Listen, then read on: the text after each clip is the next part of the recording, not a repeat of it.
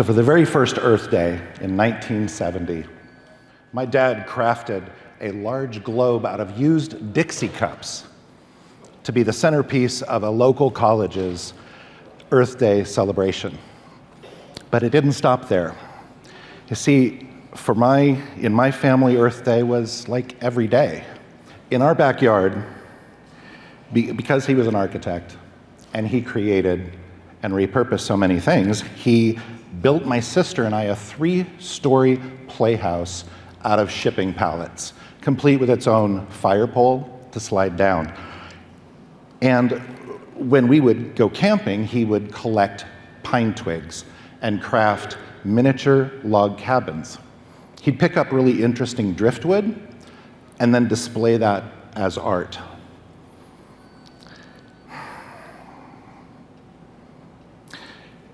We went on a vacation to Yosemite and we drove under that huge sequoia tree tunnel and started talking about how tree rings are like time capsules.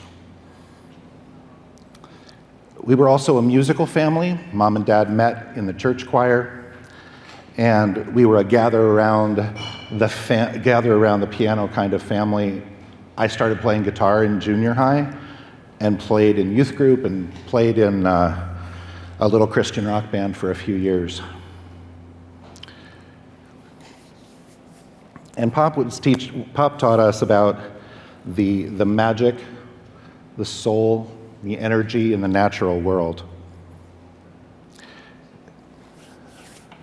So when I talked to my dad about this old hotel in New York City, you might have heard of it. It's the Chelsea Hotel. It was built in 1883, and it was home to hundreds of very famous writers and musicians and artists. And that hotel went through a major restoration several years ago, and they were pulling out century-old beams and old wood and trim and throwing it into a dumpster bound for a landfill.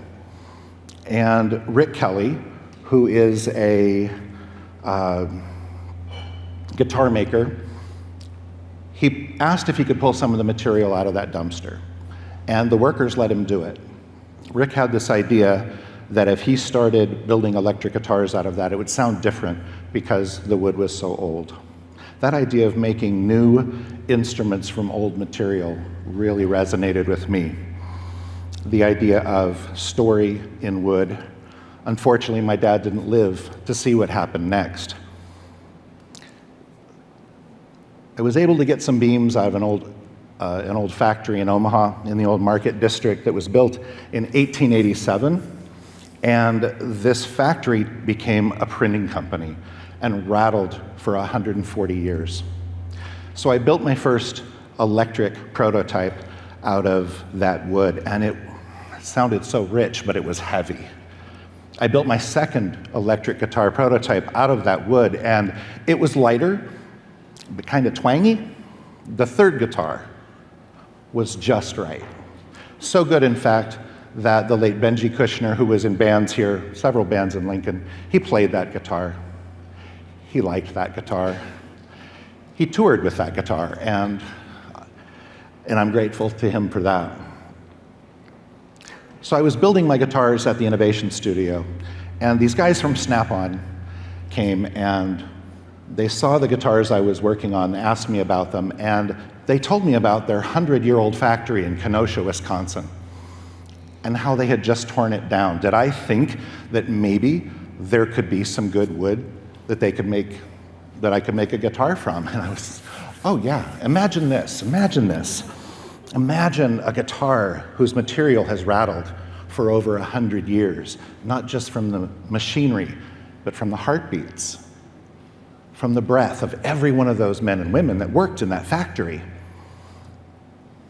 They liked the idea of that. They had me build several guitars from their factory wood, a couple of big amplifiers, and that project celebrated the factory and the men and the women who built the Snap-on company. So I've since moved on to finishing a couple of guitars from the old bleacher wood from Memorial Stadium, and a couple of guitars from an old maple sinker log from Wisconsin that slept for 200 years below a riverbank. And next up will be a guitar from Pershing Auditorium, an 1878 dance hall in Texas, and then 28 World War II submarines built in Manitowoc, Wisconsin. So when you see an old building or a tree that's come down in your neighborhood, can you take a moment and think about the stories in that wood? Think about the stories in the grain in that wooden time capsule. And ask yourself, what could you make from that? What stories could you tell about our community to enrich our lives? The stage is yours. Thank you.